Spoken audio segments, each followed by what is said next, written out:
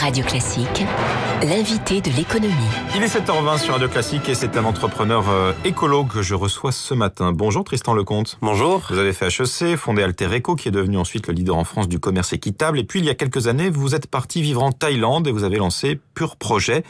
Votre objectif, rendre le capitalisme éco-responsable en le changeant de l'intérieur. Peut-être un exemple juste pour donner une illustration très concrète de ce que vous faites. Vous avez convaincu le groupe Accor, leader mondial de l'hôtellerie, de ne plus changer les serviettes dans les chambres d'hôtel chaque jour. Pourquoi ? Comme ça, pour faire des économies d'énergie et de blanchisserie, et puis réinvestir une partie de ces économies dans des projets qui vont régénérer les écosystèmes dont les hôtels dépendent. Donc, autour des hôtels, en particulier dans les lieux où ils sourcent des produits agricoles, comme du riz, du café, du cacao. Donc, en fait, on fait des économies dans les hôtels, on le réinvestit dans les filières alimentaires des hôtels Accor, et ensuite on retrouve ces produits, donc à empreinte réduite, dans les hôtels, sachant que la principale empreinte d'un hôtel, c'est l'alimentation. Donc l'idée, c'est de créer comme ça des économies circulaires, des systèmes vertueux. Accor a économisé 13 millions d'euros en 4 ans. Ils ont planté 4 millions d'arbres. Ils se sont engagés à planter 10 millions d'arbres à horizon 2021. Et ceci uniquement en encourageant les clients à faire des réductions d'énergie. Donc tout le monde est gagnant. Le client se sent satisfait d'avoir une consommation qui est plus en adéquation avec les impératifs environnementaux. Les hôtels gagnent de l'argent et en plus une partie la moitié de ces économies sont réinvesties localement dans les économies pour montrer que l'hôtel est en interaction avec son écosystème. Finalement, Accor, avec cet exemple, fait plus que compenser son empreinte carbone avec toute cette reforestation ?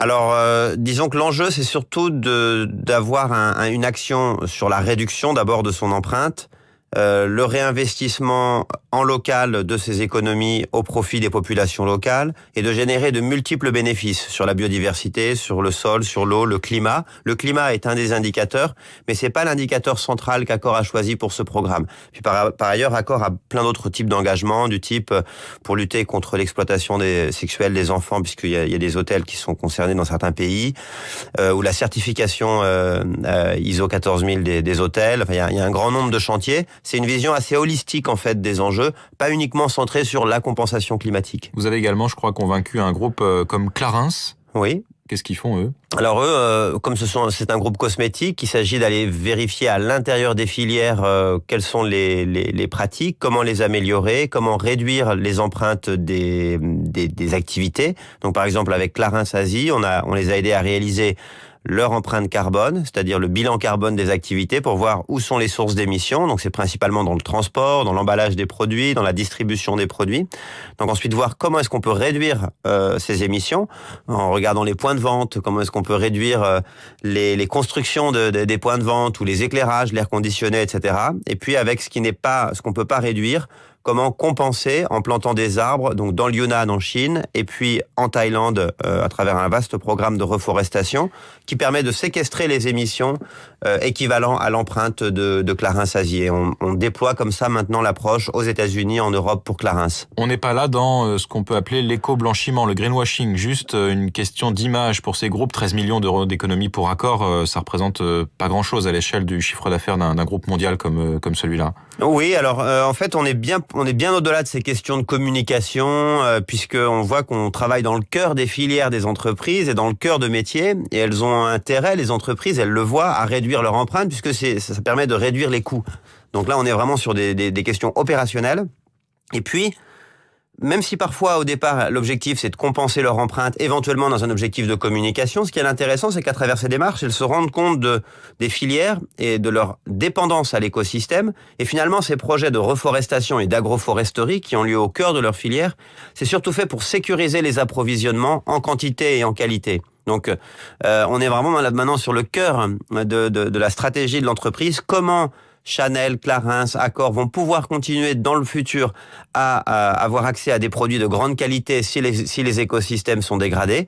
C'est pas possible si on continue justement à faire en sorte que les écosystèmes se dégradent et si on est touché par les dérèglements climatiques. Donc il faut agir aujourd'hui et l'agroforesterie est vraiment un moyen privilégié. Alors justement, l'agroforesterie, Tristan Lecomte, vous êtes allé il y a quelques années en Thaïlande, vous avez acheté une ferme au nord du pays pour en faire un projet pilote. Raconte-nous, c'était une ancienne rizière, c'est ça, dont le sol était totalement appauvri? Voilà, c'est si je vous donne à manger que du riz pendant 20 ans, vous n'allez pas être en grande forme, même si je vous donne des médicaments chimiques pour pallier à ces carences. Et pourtant, ça, c'est le modèle de l'agriculture intensive. Donc nous, on est sur un autre modèle, là, ce qui s'appelle l'agroécologie, le fait de diversifier les cultures agricoles en plantant pas uniquement du riz, mais du riz avec des arbres, avec des plantes, et en les combinant harmonieusement avec des animaux aussi. En fait, une agriculture beaucoup plus diversifiée pour créer des systèmes agricoles beaucoup plus résilients, et aussi qui créent beaucoup plus de richesses pour les agriculteurs et qui sont plus adaptés aux dérèglements climatiques, qui sont beaucoup plus robustes. Donc c'est ce qu'on a fait sur cette ferme de 4 hectares qui est une ferme pilote. On a planté 2000 arbres et puis on a développé des cultures associées qui sont beaucoup plus productives. On a déjà multiplié les revenus de cette ferme par 3. Et en fait, ce module qu'on s'applique à soi-même, on le propose à plein de fermiers. On travaille avec plus de 1000 fermiers en Thaïlande et 10 000 fermiers dans le monde, des petits producteurs qui sont aujourd'hui confrontés au dérèglement climatique, qui n'ont aucun moyen d'y faire face. Et c'est la raison pour laquelle on va chercher l'argent auprès des entreprises, celles qui leur achètent des produits, pour les aider à régénérer leur écosystème et pour montrer les interdépendances qui existent entre les entreprises, les petits producteurs agricoles et la nature. C'est exactement l'objet de la conférence climatique à Paris, puisque c'est une question de solidarité, on l'oublie souvent. La question du climat, c'est les riches qui doivent aider les pauvres à se développer tout en préservant leur écosystème et notre écosystème global, la planète. Donc c'est vraiment ça l'idée fondateur en fait de la compensation carbone, qui a souvent été oubliée parce que c'est devenu un marché de doléances ou d'arnaques. Le gouvernement chinois et indien ont mis sur le marché des tonnes et des tonnes de faux projets. Donc il s'agit de réhabiliter la compensation carbone, c'est l'objet aussi de la conférence climat, de donner un prix au carbone et de faire des projets vertueux, porteurs de sens et qui bénéficient aux plus pauvres. On en parlait tout à l'heure avec Jean-Pierre Clamadieu, le patron de Solvay. Un dernier mot sur l'arbre. C'est le titre du livre que vous avez publié il y a un mois, et si on remontait dans l'arbre, vous avez une approche quasi philosophique du rapport à l'arbre. Pourquoi ? Oui, l'arbre, c'est en fait une magie, c'est un outil incroyable. On a listé plus de 100 bénéfices de l'arbre, des bénéfices économiques, sociaux, environnementaux, culturels, spirituels, esthétiques et j'en passe. En fait, l'arbre, c'est peut-être le négatif de l'homme. L'arbre, il ne prend rien pour lui, il recycle tout, il répare la planète, il enrichit les sols, il améliore les conditions d'humidité dans les sols, il apporte une plus grande biodiversité, il diversifie les revenus du fermier, et c'est exactement l'outil dont on a besoin pour régénérer la planète, là où l'homme, lui, est plutôt destructeur, un peu glouton.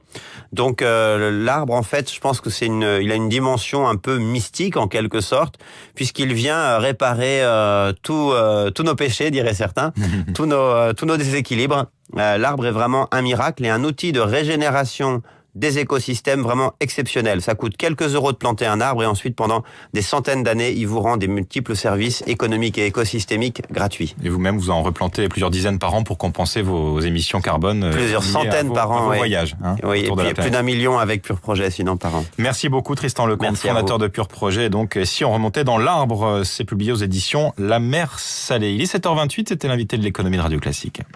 Avec